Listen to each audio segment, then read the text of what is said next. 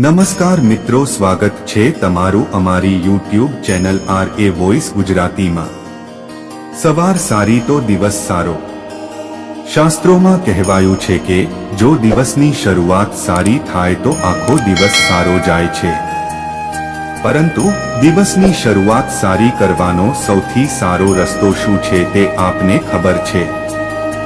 સવારે જલ્દી ઉઠવું, રોજ સ્નાન કરવું તે તો બધા જાણે છે અને કરે છે, પરંતુ દિવસની શરૂઆત શુભ બનાવવા માટે તે ઉપરાંત પણ બીજું એક મહત્વનું કામ કરવું એ ખૂબ જ જરૂરી છે।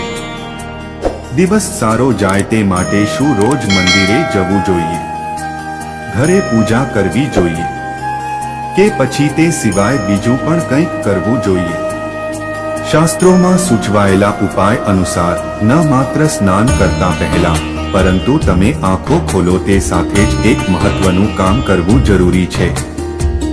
આ એકમાત્ર શાસ્ત્રીય નિયમને જીવનનો હિસ્સો બનાવી લેવાય તો વ્યક્તિ આખી જિંદગી સંતુષ્ટ રહી શકે છે। શાસ્ત્રો અનુસાર સવારે આંખ ઉઘડતા જ તમારી હથેળીઓ સામે લાવીને તેના દર્શન કરો। હથેળી જુઓ તે પહેલા બીજી કોઈ પણ વસ્તુને ન જુઓ। જેવી તમારી નજર હથેળી પર પડે કે તરત જ આ મંત્રનો ઓછામાં ઓછો એક વાર જાપ કરો। કરાગ્રે વસતી લક્ષ્મી, કારા મધ્યે સરસ્વતી, કરમૂલે તું બ્રહ્મા। સવારે દર્શન કર, અર્થાત હથેળીના અગ્રભાગમાં ભગવતી લક્ષ્મી, મધ્ય ભાગમાં વિદ્યાદાત્રી સરસ્વતી અને મૂળ ભાગમાં ભગવાન ગોવિંદ બ્રહ્મા નો નિવાસ છે। હું મારી હથેળીઓમાં તેમના દર્શન કરું છું। ધ્યાન રાખશો કે આ મંત્રનો જાપ કરતા હો ત્યારે તમારી દ્રષ્ટિ માત્ર હથેળીઓ પર જ હોવી જોઈએ। મંત્રનું ઉચ્ચારણ જેવું સમાપ્ત થાય કે હથેળીઓને પરસ્પર ઘસીને તેને પોતાના ચહેરા પર લગાવી લો।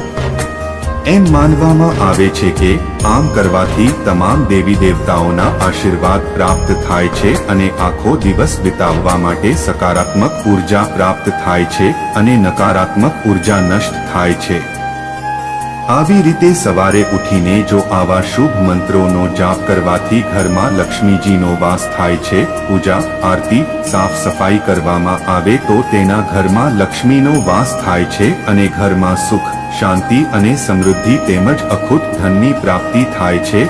જો આ વિડીયોમાં આપવામાં આવેલી માહિતી પસંદ આવી હોય તો વિડીયોને લાઈક જરૂરથી કરો તેમજ કોમેન્ટ બોક્સમાં જય જય લક્ષ્મી માતાય નમઃ, જય જય બજરંગબલી જરૂરથી લખજો। અમારી ચેનલ RA વોઇસ ગુજરાતીને સબસ્ક્રાઇબ જરૂર કરજો। અમારી માતા લક્ષ્મીજીને પ્રાર્થના કે તેમની કૃપા હંમેશા તમારા પરિવાર પર બની રહે। વિડીયોમાં અંત સુધી જોડાયેલા રહેવા બદલ તમારો ખૂબ ખૂબ આભાર। જય માં લક્ષ્મી, જય માં લક્ષ્મી।